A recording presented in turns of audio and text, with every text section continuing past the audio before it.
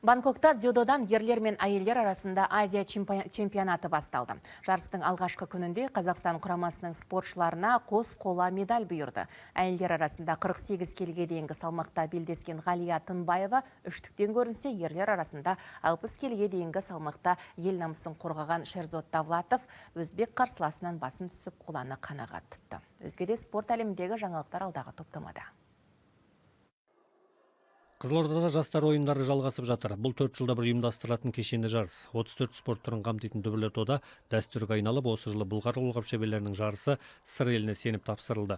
Еліміздің түкпір-түкпірінен келген 300-ден аса үміткер бірнеше салмақ дәрежесінде сынға түседі. Нақтырақ айтсақ, 16-17 жастағы ұлдар 13, қыздар 12 салмақта жүлделі орындарды сарапқа салады. Жартылай финалға шыққандардың есімдері белгілі. Әзірше Жамбыл облысы және Шымкент қаласы жалпы командалық есепте алда келеді.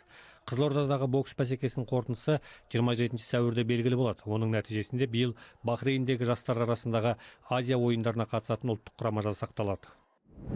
Балтаяқты спортшылардың жарысы бұл жолы Қарағандыда өтті. Лоу-кик спортына деген қызығушылық артып келеді дегенді айтқанбыз. Қазіргі таңда көршілес елдерде осы бір спорт түрін дамытуға шындап кіріскен секілді. Сарыарқа төрінде өткен халықаралық турнирде Ресей мен Өзбекстандық лоу-кик шеберлері жерлестерімізге кәдімгідей қарсылық көрсетті. Тіпті Ресейден келген Анна Васильева Арайжан Бекежановадан айласын асырып туған жеріне олжалы қайтты. Өзбек Абзалбек Ахмедовтің де жеңісін жұрт көрді.